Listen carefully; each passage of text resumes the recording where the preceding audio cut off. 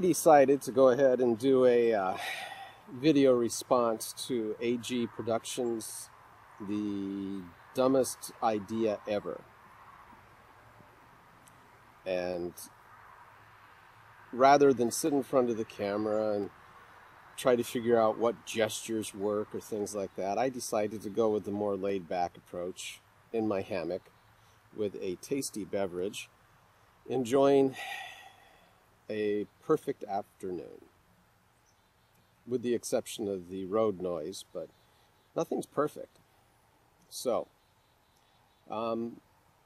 overall, I would have to say that I think that the summary of part one to the dumbest idea ever concerning Rackham is pretty much spot on. However, I do think that it serves us to put things into perspective.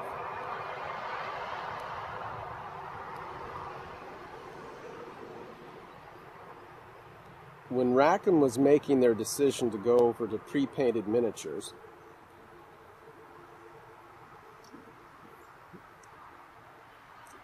it was at a point in time when HeroClix was still, from WizKids, was still doing relatively well. And I might temper some of the judgment that has been placed upon Rackham personnel within the context that Rackham may have looked at WizKids and felt like they could take a part of that pie. Now, do I think it was a wise decision? Absolutely not.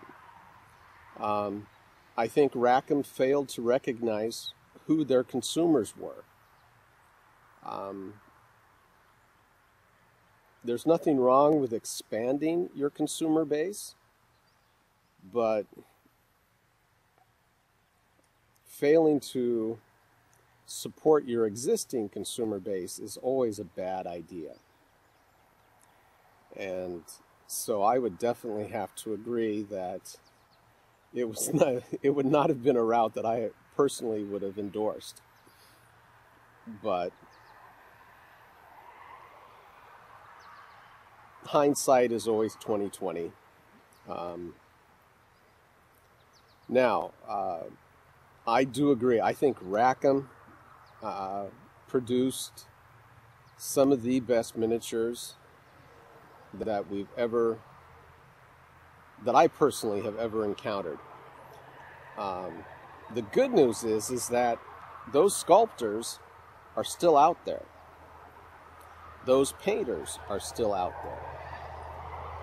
Just when Rackham, and see, this is the beauty of quote-unquote the free market system. When a company makes bad decisions,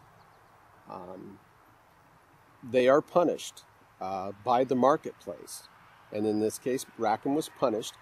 But it doesn't mean that those resources simply evaporated. The manpower that was producing those miniatures still exists. And in several instances, some of those sculptors have moved on to other game companies. I think if you go over to Miniature Mentor, you will be able to find some of those sculptors, and they talk about some of their past experience and which companies they're working for now, but it escapes me.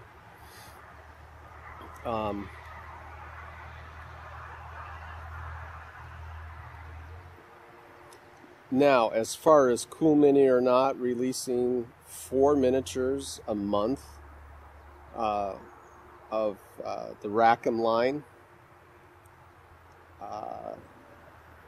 and then again only as limited production runs,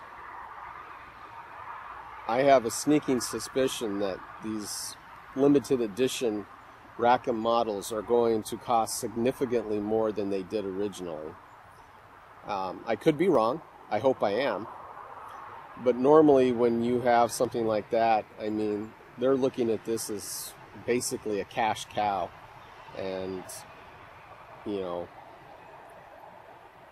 500 miniatures out of one mold, I mean, that's, the marketplace will eat, you know, suck that up in a heartbeat, I believe, because they're really great miniatures. So, yeah, I think that the price point on those is going to be pretty unbelievable. And I think what you may see is in the secondary market, I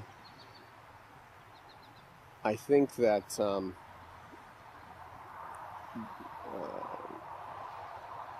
the price point there, I think you will see some unbelievable prices on some of these castings from people who bought them off of Cool Mini and are recycling them on like eBay and places like that.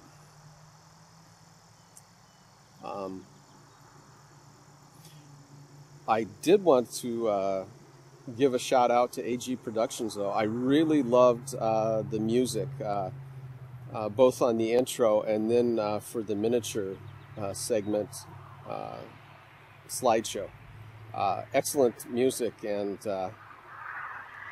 keep up the good work. You got a good ear. And boy, I think I'm tapped out, guys. I think I'll let you go. Enjoy the rest of my tasty beverage and the sunset. So, thanks a lot.